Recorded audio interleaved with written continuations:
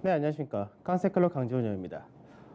지난주 금요일까지 지난 한 주는 지수가 거의 급등세로 이어지는 그런 모습을 보여줬다 됩니다. 그래서 지수가 이제 2180포인트까지 안착하는 그런 흐름을 보여줬고, 지난주 금요일에 또 미증시가 상당히 또 강한 흐름을 보여줬기 때문에 지수 자체가 이번 주 2200을 넘어간다라는 부분은 뭐 오늘 바로 나타난다 이렇게 보고 있는데, 이제 시장에서 이제 앞서 제가 말씀드렸던 투자 전략에서의 상단 자리는 거의 다 왔습니다. 여기서 이제 추가적인 상승이 더 나올 거냐, 아니면 시장에서 이 기조가 그대로 갈 거냐, 이 부분이 남아 있는데, 여전히 이제 시장에서 이제 어느 정도 왔다라는 부분에서는 이제 차익 실현을 일부 해야 된다. 그래서 저는 개인적으로 뭐 절반 이상 했다 이렇게도 말씀드렸었는데, 이 관점은 거의 동일하다, 이런 관점으로 가야 될 것 같습니다.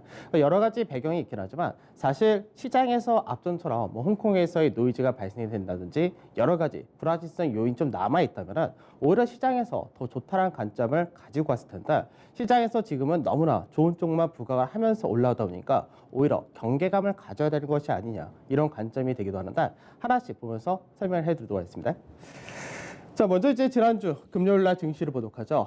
지난주 금요일날 증시를 보면은 2181포인트 1.43% 상승이 나타났고, 거래대금 역시 12조 7천억까지 거래대금이 다시금 증가세를 보이는 흐름을 보여줬습니다. 외인들 같은 경우는 720억 정도의 현물에서 소폭의 매도를 했지만, 기관 투자자들, 특히 금융투자에서 프로그램 매수가 중심이 되면서 4천억이 넘는 매수세를 보이면서 지수를 끌고 올라간 그런 모습을 보여줬습니다. 선물 쪽에서도 마찬가지로 1%대 1.8% 오히려 더 강한 상승으로 마감이 되는 모습이었는데, 291.5포인트로 마감되었고, 외국인들이 이제 2,900계약 정도 매수를 하면서 이제 누적 매수가 8만 7천 계약대까지 다시금 높아진 그런 모습을 보여줬다 됩니다. 그래서 실질적으로 이번 주 선물 옵션 동시 만기가 있는데, 외국인들의 현재 흐름을 봤을 때는 만기 때 이제 마무리를 하지 않을까 이렇게 전망이 되는데, 만기 때 선물 쪽에서 이제 최대 수익을 끌어올린다 되면은 만기일날 지수가 급등이 나올 가능성도 배제할 수는 없다가 될 것 같습니다.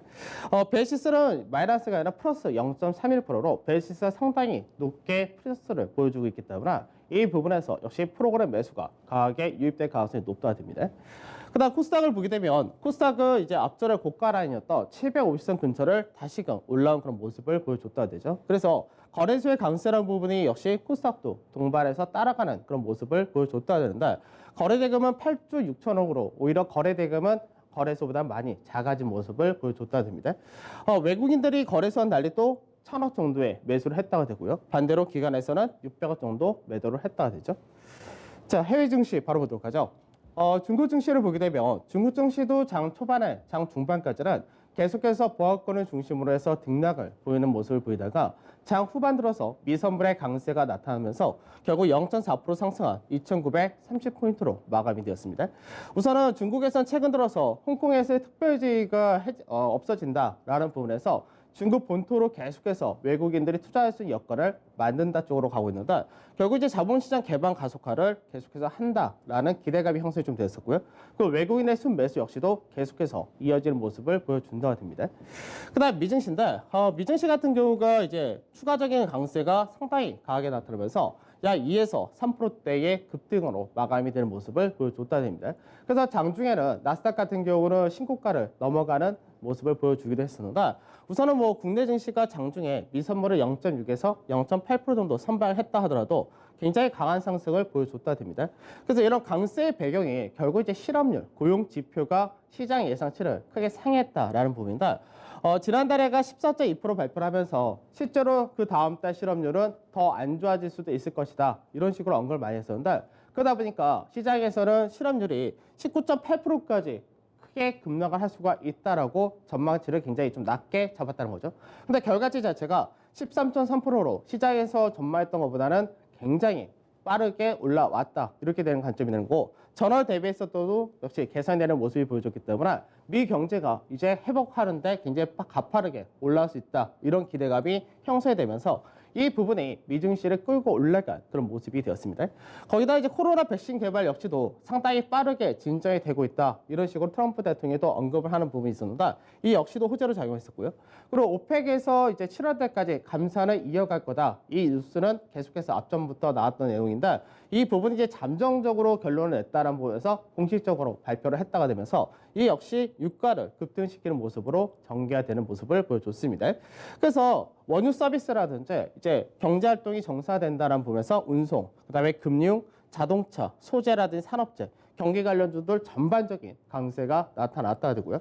그러다 보니까 변동성 지수 같은 경우는 이제 24.5선까지 이제 마이너스 5% 정도 추가 하락을 했고 유가는 40불 근처인 39.5불까지 올라왔습니다. 그러고 나서 MSCI 코리아 인덱스 같은 경우는 4% 상승한 59.97까지 올라왔고요. 그리고 달러 인덱스 같은 경우는 이제 소폭의 반등이 나타났다 되겠죠. 그래서 달러 인덱스가 소폭 반등이 나타났다는 부분은 미국의 경제 지표가 개선되었다 이런 측면이었고, 그다음 원달러 환율도 금요일날 크게 떨어지면서 그동안 이어왔었던 박스권 하단 자리를 이탈하는 모습을 보여줬다는데 이제는 1,200원 초반까지 떨어진 모습을 보여줬다 됩니다. 자, 중국 증시 잠깐 보도록 하죠. 중국 증시를 보게 되면 중국 같은 경우가 이제 지난주 2,900이라는 마디자리를 강하게 돌파하는 흐름을 보여줬다 됩니다. 그래서 중국 같은 경우는 상가 패턴의 중간을 넘어가는데 이 중간 넘어가면서 거래량까지도 증가세를 보여줬기 때문에 상단 자리 돌파 시도가 무난히 가능하다가 될 겁니다. 그래서 상단 자리까지 돌파 시도가 나오게 될 경우는 이제 3,000포인트에서 3,030포인트 정도 여기까지가 열린다가 되는 거고 지지 테스트를 받고 올라갈 수도 있기 때문에 지지 테스트를 받을 경우는 2,920포인트 전후에서 지지를 받는다 정도. 그래서 이번 주 중국 증시 같은 경우는 추가적인 상승폭이 더 열려 있다 정도로 보시면 될 것 같습니다. 자, 그다음 미증시를 보도록 하죠. 미증시를 보게 되면은 앞전에 제가 이제 유동성 관련해서 미증시, 그러니까 유동성 대비해서 GDP 그리고 뭐 여러 가지 시총 기준으로 봤을 때의 유동성 이 부분에 대해서 설명을 한번 했던 적이 있었는데 그만큼 시장에서 지금 현재 모습을 보게 되면은 기업들의 실적을 보고 투자한다? 아닙니다.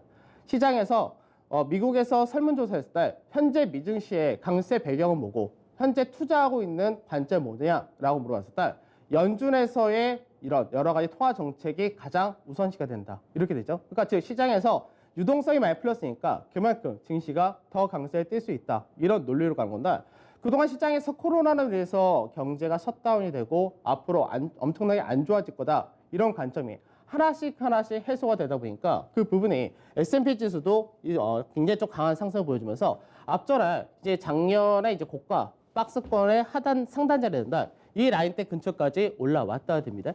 그래서 시장에서 이 부분이 강하게 연결되면서 이제 단기적으로 볼 때는 약 17거래 동안에 13%라는 상승을 나타냈다 되죠. 그래서 추가적인 강세가 더 나올 수도 있다라는 관점을 보고는 있는데 추가적으로 나올 수 있다 하더라도 이제 추가 상승폭은 3,213에서 3,300포인트 정도 되기 때문에 금요일날 종가가 이제 3,193포인트였고 장중 고가가 이제 3,200 한 20, 30 정도였기 때문에 어느 정도 고가 나왔다가 되기도 하고 추가적인 상승이 이 추세만큼 올라간다 할 경우도 마찬가지로 추가 상승폭은 크지는 않다 정도 이렇게 보고 있습니다. 그래서 S&P 지수도 결과적으로는 국내 증시와 마찬가지로 크게 기술적 반등, 승고르기 그리고 상승세를 보여주면서 어느 정도 이제 고가 라인대 올해 이제 하락이 떨어지기 전에 라인대까지 들어왔다는데 마찬가지로 단기 상승이 좀 강하게 나타나다 보니까 이 부분에서 이격이라든지 과열 징후는 좀 나타났다 정도 보시면 될 것 같고 이번 주 이제 연준 회의에서 이제 파월 연준 의장이 또 어떤 발언을 하느냐 이 부분도 중요한데 실제로는 날짜상으로는 화요일 날이 변곡이기 때문에 화요일 날까지 추가적인 상승이 가능하다 정도만 보고 있습니다. 그러니까 우선 시장에서 지금 제가 뭐 시장에서 어느 정도 여태까지는 무조건 상승 쪽으로 언급을 하다가 이제 경계감을 가져야 된다라고 말씀을 드리고 있는데 중장기적인 관점에서는 뭐 앞전에 TNT라든지 이런 데서 얘기를 해드렸듯이 시장 자체가 굉장히 크게 열려있는 시장은 맞습니다. 다만 단기적인 과열을 어느 정도 소화를 하고 갈 거냐 이 차이가 될 것 같은데 이 부분은 미증시만 그리고 국내 증시만 해당된 것이 아니라 전 세계 증시가 거의 공통적으로 나타난 그런 케이스다라고 보시면 되겠습니다. 자, 나스닥 지수 보도록 하죠. 나스닥 지수 같은 경우도 이제 금요일 같은 경우는 2%대의 강세를 보여줬다 되는데 실제적으로 S&P 대비해서 상승이 좀 약했던 그런 부분이 있었습니다. 그래서 나스닥 같은 경우는 아무래도 그 전에 코로나 관련된 언택트 관련주들을 중심으로 해서 먼저 상승을 하다가 최근 들어서의 상승이라는 부분은 경제 활동 자체가 정상화된다는 부분과 각국에서의 통화 정책이라든지 재정 정책, 여기에 따른 경기 관련주가 강세에 뛰다 보니까 그 부분에서는 나스닥이 상승이 좀 제한된 모습을 보여준다 그러는데 앞전에도 말씀드렸듯이 나스닥 같은 경우는 계속해서 채널 패턴으로 움직이는 과정은 동일하다가 됩니다. 그래서 이 채널 패턴에서 추가적인 마디가 더 나오기 위해서는 거래량의 증가가 상당히 강하게 붙어줘야 된다고 했습니다. 금요일날도 역시 마찬가지로 거래량 증가가 굉장히 크게 형성이 되었다 됩니다. 그래서 앞으로 나스닥이라든지 이쪽에서 더 강세를 보이려면 거래량의 증가가 더 실리는 그런 과정이 필요하다 이렇게 되기 때문에 역시 나스닥 같은 경우도 추가적인 상승을 이제 직전에 고가 라인 때에서 금요일 날은 저항을 약간 받는 모습을 보여줬기 때문에 추가적인 상승폭 마디가 나온다 하더라도 9,845에서 9,910포인트 정도 이렇게 보기 때문에 역시 종가가 9,815포인트였다는 부분을 감안한다면 추가적인 상승폭 마디는 역시 크지 않다 이렇게 보고 있습니다. 자, 여기서 MSCI 코리아 인덱스를 한번 보도록 하죠. 이제 MSCI 코리아 인덱스가 원래 앞전에 박스권 마디폭만큼 열린다가 될 경우가 약 9% 정도의 마디다라고 말씀드렸는데 실제로 지금 현재는 상승폭을 그 이상 거의 2배 가까이 뽑아놓은 상태입니다. 그래서 이 부분이 강하게 나타났던 부분 중에 하나는 우선은 환율 자체가 꺾이면서 환율이 하락했던 부분까지도 MSCI 코리아 인덱스의 상승 이렇게 나타난 케이스였는데 지금 현재 마찬가지로 상승 자체가 굉장히 가파르게 올라오면서 최근 들어서 이제 17마디 동안 18.8% 정도 급등이 나타난 그런 케이스가 되겠죠. 그래서 현재는 이제 올해 하락을 하기 전에 움직였었던 박스권의 하단 자리대까지 올라온 그런 모습인데 박스권 상단 자리까지 올라가려면은 환율이 더 떨어져야 되는 그런 케이스를 보여주기 때문에 박스권의 중간 마디 정도까지가 추가적인 상승이 가능하다 정도 이렇게 보고 있는데 다만 이제 MSCI 코리아 인덱스는 이제 미증시와 연동이 될 때는 9일 날에 변곡이 되겠지만 우리나라와 연동된다고 했을 때는 만기일날이 결국 변곡이 된다라고 보시면 될 것 같습니다. 그래서 추가적인 가파른 상승이 더 가능하다 되기도 하지만 차익 실현이 떨어지면서 숨고르기를 일부 할 가능성도 역시 염두를 해둬야 된다 보시면 되겠습니다. 자, 지난주 금요일날 시장을 보도록 하죠. 지난주 금요일날 보게 되면은 지수가 이제 1.4% 정도 상승을 보여줬다 되고요. 코스닥이 0.9%, 그다음에 주대형이 1.4, 주경이 1.75. 그래서 대형과 중형에서가 좀 더 강한 상승을 보여줬다 됩니다. 특히나 중형 같은 경우는 이제 프로그램 매수가 처음에는 대형주 중심만 들어온 부분에서 서서히 이제 중대형, 중형까지도 들어오는 흐름을 보여줬기 때문에 여기서 좀 더 강한 흐름을 보여줬다 되겠죠. IT 쪽에서가 1.7%, 그래서 IT도 역시 시장 대비해서 강한 흐름을 보여줬다 되고 증권 같은 경우는 이제 2200 돌파에 대한 기대감이 형성이 되었죠. 그다음 정유화학 쪽에서도 역시 1.6% 상승을 보여주면서 유가 상승이 역시 정유화학에서 강세로 연결되는 모습. 그다음 건설 역시도 1.59% 상승을 보여줬었고 항공해운, 그러니까 항공 쪽에서는 이제 대한항공이라든지 이쪽이 유상 증자를 하고 이런 과정이 있긴 했었지만 시장에서는 그래도 앞으로 업황 자체가 개선될 것이다 라는 기대치가 있었고요. 그리고 해운 쪽에서가 상당히 좀 강하게 움직였다 됩니다. 그 다음에 제약 쪽에서가 상승을 굉장히 강하게 하는 모습을 보여줬는데 세트리온이 이제 상당히 좀 강한 흐름을 보여주면서 세트리온이 제약 업종 지수 좀 끌고 올라가는 그런 모습을 보여줬다 되고 유통이라든지 유틸리티 그리고 방어 소비재 이쪽은 이제 한동안 최근 들어서 시장에서 약간 소외를 받았던 그런 쪽이었습니다. 이쪽 역시 강세에 뛰는 모습을 보여줬다 됩니다. 그래서 통신 같은 방어주와 그 다음에 인터넷 같은 서비스 업종만 시장에서 약세와 하락을 보여줬다 이렇게 보시면 되겠죠. 자, 수급을 보도록 하죠. 수급을 보면은 금요일 같은 경우는 외국인들의 매수란 부분이 이제 목요일날도 비슷하긴 했는데 시장에서 이제 2차 전지 관련된 LG화학 이런 쪽에 대해서 매수 좀 들어왔었고 세트리온 역시 동반 매수가 강하게 들어왔었고 SK하이닉스 그 다음에 제약 쪽에서 부강약품이라든지 일양약품 이런 쪽에서 동반 매수가 들어오는 모습을 보여줬다 됩니다. 다만 이제 전체적인 규모로 볼 때는 시장에서 이제 LG화학, 세트리온, SK하이닉스까지만 거래 규모가 좀 많았었고 그 외로는 규모가 좀 작았던 그런 케이스였고요. 그다음에 매도 쪽은 인터넷 관련된 네이버라든지 카카오 여기에 대해서가 매도가 나타났고 SK텔레콤 역시 매도가 나타났고 삼성 SDI가 최근 들어서 외국인의 매도가 좀 이어진다 됩니다. 그다음에 조선 같은 경우는 많이 올라갔으니 단기적인 차익 실현 역시 나타났다 되고요. 그다음에 대한항공이라든지 뭐 더전비즈라든지 이런 쪽 역시 동반 매도가 나타난 모습을 보여줬다 됩니다. 그다음 기관에서의 수급을 보게 되면 기관에서는 우선 삼성전자가 1,500억이라는 대규모 매수가 유입되는 모습을 보여줬다 되는데 우선은 시장에서 프로그램 매수가 들어올 때 삼성전자에 대한 비중이 워낙에 높기 때문에 삼성전자 쪽으로 프로그램 매수가 강했다라고 보시면 되겠죠. 그다음에 SK하이닉스 역시 동반 매수가 들어왔고요. LG화학 동일한 케이스, 삼성바이오로직스, 삼성물산. 그래서 삼성 관련된 이제 지주회사나 이쪽 역시도 동반 매수가 좀 들어온 모습을 보여줬다 됩니다. 그다음 매도를 보게 되면은 매도에서는 이제 대한항공이 가장 많은 동반 매도를 나타냈다 되고 역시 삼성 SDI가 동반 매도 그리고 그 외적으로는 뭐 코엔텍이라든지 삼성 엔지니어링이라든지 단기적인 상승이 많이 나타났던 쪽에 대해서 동반 매도가 있게 됐었지만 실제 규모는 그리 크지 않았다라고 보시면 되겠죠. 자, 그래서 지난 한 주 수급을 보게 되면 수급이 이제 굉장히 오랜만에 또 보이는 모습인데 외국인과 기관이 동반 매수를 나타냈다 됩니다. 그래서 특히나 이제 기관에서 그동안 이제 베이시스 약세에 따라서 프로그램 매도를 계속해서 했었던 금융 투자에서가 베이시스가 플러스로 바뀌었다는 부분에서 상당히 많이 들어온 모습을 보여줬는데 금융 투자가 거의 2조 가까운 매수를 보여줬다 됩니다. 그래서 이번 주 만기일날 시장에서 외국인들이 선물 쪽에서 마무리하는 과정에서 최대한 수익을 끌어올리는 쪽으로 간다면은 베이시스를 계속해서 확대시켜서 프로그램 매수를 더 확대시키려고 할 것이고 그렇지 않다면은 지난주에 들어왔었던 프로그램이 일부는 떨어질 수 있다 정도 생각을 하셔야 될 것 같습니다. 그다음 코스닥을 보게 되면 코스닥은 외국인들이 1,900원 정도 매수를 한 반면에 기관에서는 4,000원이 넘는 매도를 했다가 되죠. 그래서 오히려 기관에서가 이제 코스닥에 대한 매도가 좀 커진 반면에 거래소에 대해서 매수가 커졌다 이렇게 보시면 될 것 같고 선물 쪽에서는 외국인들은 소폭의 매수를 한 반면에 기관에서 역시 금융투자가 굉장히 많은 규모의 매도를 했다 됩니다. 다만 금융투자 같은 경우는 이번 선물 같은 경우는 시장에서 어느 정도 차익거래 즉 현물을 사고 선물을 파는 이 과정으로 들어왔었기 때문에 기관에서 이 매도분은 기존에 갖고 있었던 포지션하고 상관이 없다고 생각하시면 될 것 같습니다. 그래서 실제로 이번 만기를 앞두고 시장에서 기존에 매도 포지션을 많이 취했던 투신과 개인 투자부 이쪽 두 군데가 이제 문제가 된다는데 개인 같은 경우는 지난주에 선물 쪽에서 커버를 더 많이 했었기 때문에 이제 투신과 나머지 개인들이 소폭 갖고 있는 물량이 얼만큼 쇼 커버링을 하거나 청산을 할 거냐 이 정도의 차이가 될 것 같습니다.